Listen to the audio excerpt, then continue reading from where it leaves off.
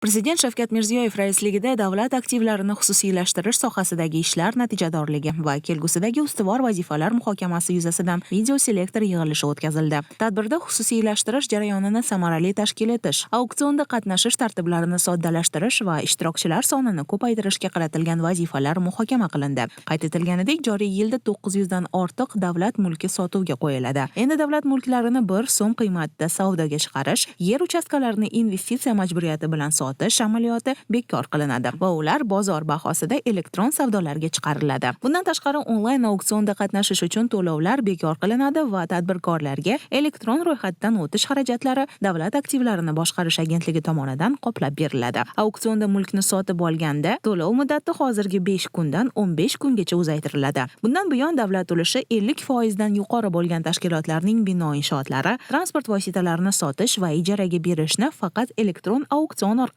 amalga oshirish tartibi joriy etiladi. Mutasaddilarga ushbu yangi tartiblarni nazarda tutuvchi qaror loyihasi ishlab chiqish vazifasi topshirildi. Toshkent shahridagi 13 ta yirik ko'chmas obyekti hamda 11 ta tarmoq korxonalaridagi davlat ulushlarini xorijiy konsultantlarni jalb qilgan holda sotuvga chiqarish zarurligi ta'kidlandi. Viloyat, tuman va shahar hokimlariga o'z vakolatidagi 154 ta bo'sh turgan obyektni 1 oy muddatda savdoga chiqarish vazifasi qo'yildi. Hokimliklar tomonidan sotuvga chiqarilgan mulklar sotilganda hududlar ixtiyorida qoladigan mablag'lar ulushi 73% dan 87% ga oshiriladigan bo'ldi. Bu mablag'lar viloyat va tumanlar byudjetlari o'rtasida teng taqsimlanadi. Davlat aktivlarini boshqarish agentligiga davlat korxonalari hamda banklarning asosiy faoliyatiga xos bo'lmagan va bo'sh turgan obyektlarni to'liq qaytadan xatlovdan o'tkazib, ularni xususiylashtirishga tayyorlash bo'yicha topshiriq berildi. Faoliyat yuritmayotgan yoki zarar ko'rib ishlayotgan korxonalarni moliyaviy sog'lomlashtirish va modernizatsiya qilish bo'yicha takliflar ham muhokama qilindi. Joriy yilning o'tgan 6 oy davomida respublikamizda birinchi marta 1.1 trillion so'mga 500 ga yaqin obyektlar xususiy tadbirkorlarga taqdim etildi. Buni bir raqamni solishtirib ko'radigan bo'lsak, oxirgi 4 yilda 1.6 trillion so'm bo'lgan. Bu yil 6 oyda 1.1 trillion so'm bo'ldi.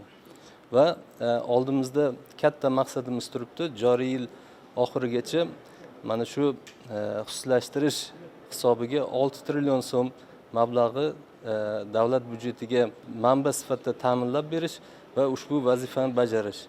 Bu ishlarni amalga oshirishda biz tajribalarni o'rganyapmiz, yangi professional konsultantlarni jalb qilyapmiz, hududlarda barcha yo'nalishlarda ishlarni olib boryapmiz va bugungi video selektor yig'ilishida amalga oshirilayotgan ishlarimiz hudud va tarmoq kesimida tanqidiy ko'rib chiqildi.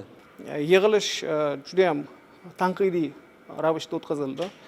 Davlat rahbari tomonidan juda ham to'g'ridan to'g'ri vazifalar berildi. Bu birinchidan xususiylashtirish jarayonini boshqatdan tizimlashtirish. Boshqatdan tizimlashtirish deganiki, man tushunganim bu birinchidan hudud kesimida ishni tashkillashtirish. Ikkinchisi bu shu olib borilayotgan ishni shu strategik nuqtai nazardan qayta ko'rib chiqish, ya'ni xususiylashtirishga taqdim etilayotgan korxonalar, banklar birinchidan shu strategik ahamiyatga ega, strategik muhimligidan kelib chiqib xususiylashtirish jarayoni tashkillashtirish kerakligi bo'yicha topshiriq berilgan. Va uchinchisi bu xususiylashtirishga mo'ljallangan obyektlar, korxonalar, aktivlar boshqatdan inventarizatsiyadan, ya'ni xatlovdan o'tkazib, bularni kengaytirish.